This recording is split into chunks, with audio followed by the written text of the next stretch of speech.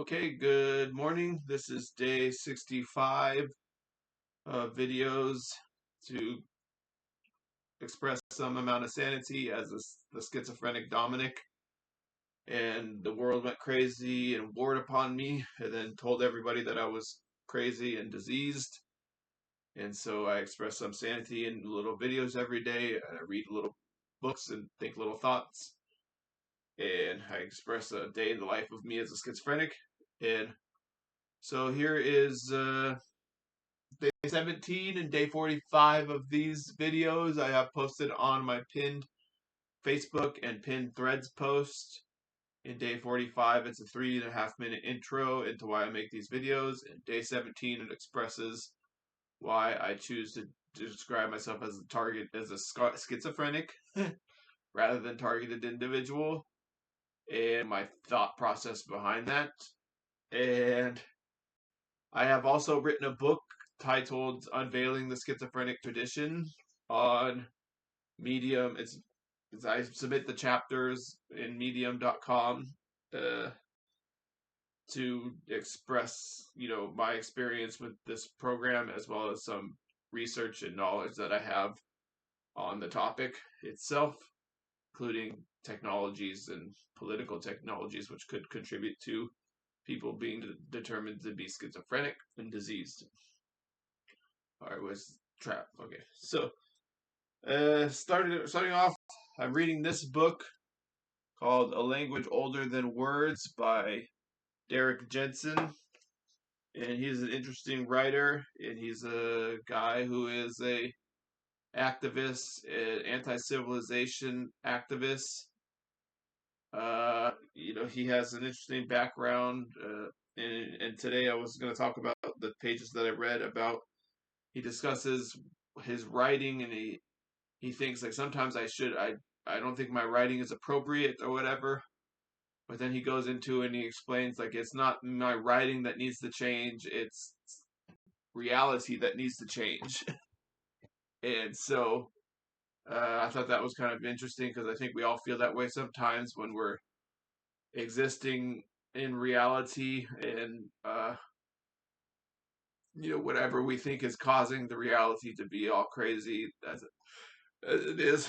There's something a little bit crazy about reality, and you can find beauty in that. I think sometimes some people find the beauty in the symphony of it all, but sometimes it's hard to do that. So I'm not going to talk about beauty here. I'm going to talk about something just terrible. But Derek Jensen describes his brother being abused by his dad, and his brother got epileptic brain damage because of the abuse from his dad. And he also discusses abuses in Algeria in these couple pages that I was reading. It included political prisoners being forced to drink salt water so that their stomachs explode and stuff. And yeah, it's interesting to think. I think people don't quite realize the depravity that is possible through government institutions or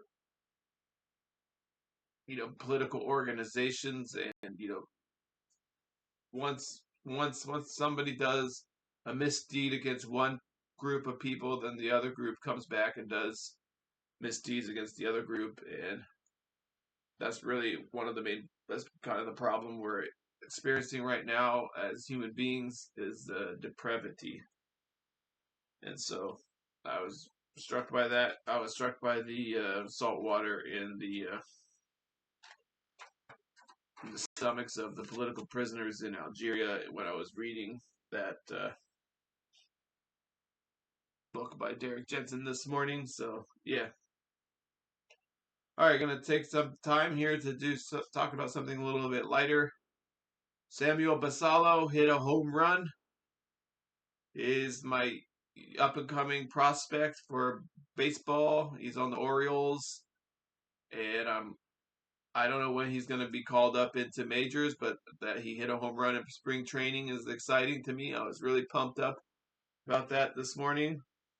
And so, yeah, I think my keepers are going to be Corbin Carroll, Vlad Guerrero Jr., uh, Luis Robert, Junior Caminero, uh, Samuel Basallo, Michael Harris Jr., Hunter Green, Hunter no, Hunter Brown, Andrew Painter, and there's one more in here that I can't think of, but so those are going to be some of my keepers. So yeah, that's what we're looking forward to the draft. We're going to have the draft in March. I think March 17th, I think is what the date is.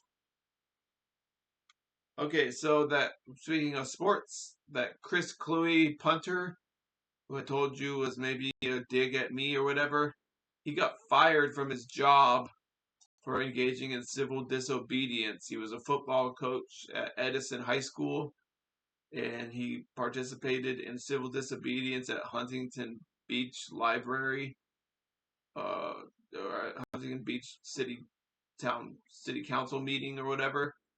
And he was arrested, and he got fired from his job at Edison High School. I assume it was because of that. They didn't really say why, but I think it is because of that. So that's kind of sad. Can't even engage in like a civil disobedience. I mean, when I was in school, I don't know what they teach kids now in school, but like when I was in school, they taught you all about the civil rights movement and civil disobedience and stuff. And that was like part of democracy. You can disobey laws and go to jail and get arrested, and that was acceptable behavior, the civil peaceful protest or whatever of laws of that you deemed were objectionable to your conscience. And so yeah, that's kind of sad that he got fired. All right. Growth mindset. Okay, so uh in my book called Never Enough, it talks about, this concept of the growth mindset that was posited by a writer, I think a psychologist, but I'm not sure. And this growth mindset, the author in my book that I'm reading says, uh, leads people to the idea that nothing is acceptable unless it is perfect. And so, I had to get over that a little bit by making these videos. I knew I was never going to be able to make like professional videos or whatever and spend all my days focusing on professional videos and stuff like that. And so I had to say like, oh, okay, I just got to practice being on camera as a life skill. And, if these topics are meaningful to anybody, maybe I could do something more on them in the future. But right, for my purposes right now, it's just like practicing being on camera. And so I had to get over like the perfectionism. And I was just thinking that right now, but like, this growth mindset that you hear a lot about in corporations and businesses and workplaces and schooling and stuff. The lady who's writing this book says that this people don't know when it is enough.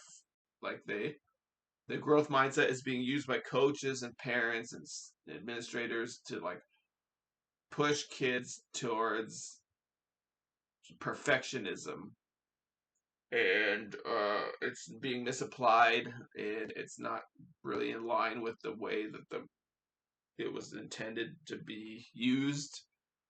And so you know this compulsion that students, she talks about, the students feel like a compulsion to constantly, like a compulsion to be perpetually studying or something, or to be, they're driven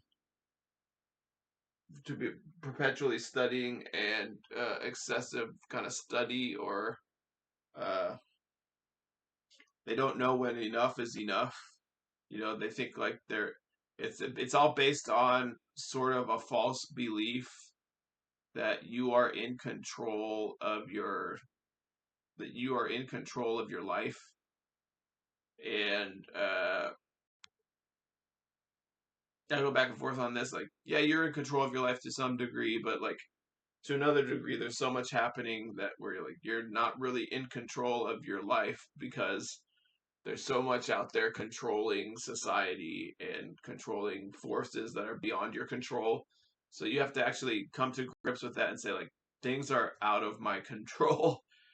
And so people start to flagellate themselves or like whip themselves and be like uh uh you know I can just if I just do this one more thing, if I just do this excellent, if I just do this perfect, then everything will line into place and everything will be great and everything. So that's what this lady is talking about in Never Enough, that we're building a society of people who think like they have to be perfect, and it's this it's just rush to perfectionism all the time, and it's it some people achieve it and they feel like the euphoria, like they achieve the perfectionism, but the vast majority of people are not achieving the perfectionism and they're being driven insane.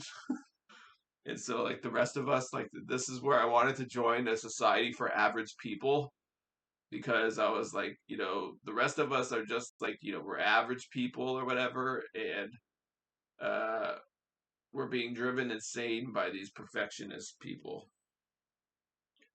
Yeah, so uh, that's not to say like yeah, I mean that's just a fact or whatever. Like you want to do your job, you want to do it well, you want to do it things like certain endeavors have to be perfect, like brain surgery or heart surgery or something like that. There's certain areas where like perfectionism is needed, but there's other areas where like the drive for perfect or like optimum speed, perfect, like perfectionism at optimum speed or something, and it's like it's like it's driving people crazy, and it's contributing to an unhealthy society where people don't know when enough is enough, and they don't know when to stop, and they don't know when something is apt like ample effort is given, and people demand the perfectionism, because they've been brainwashed into believing that perfectionism is the way of life or something.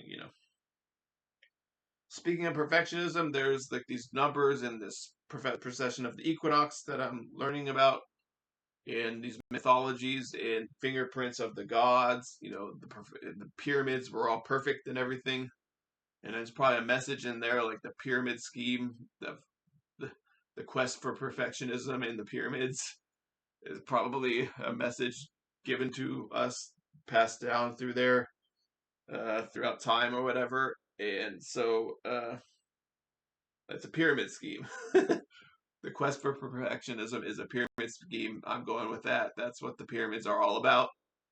And so, anyways, dogs are markers. So supposedly in the fingerprints of the gods, Graham Hancock is saying, and the other uh, authors that he quotes are saying that dogs are markers for the way into the procession and the messages in the procession. And in particular, there's four numbers that are relevant to the procession of the equinox and the messages that get sent out. Those numbers are 360, 72, 30, and 12. And supposedly 72 is the big number. And I think if you've done any amount of reading about some of these things, that number comes up all the time where they're saying 72 is a number that is very important. And it's interestingly enough, the Bulls used to play that song Sirius in Michael Jordan's heyday and by Alan Parsons Project. And uh,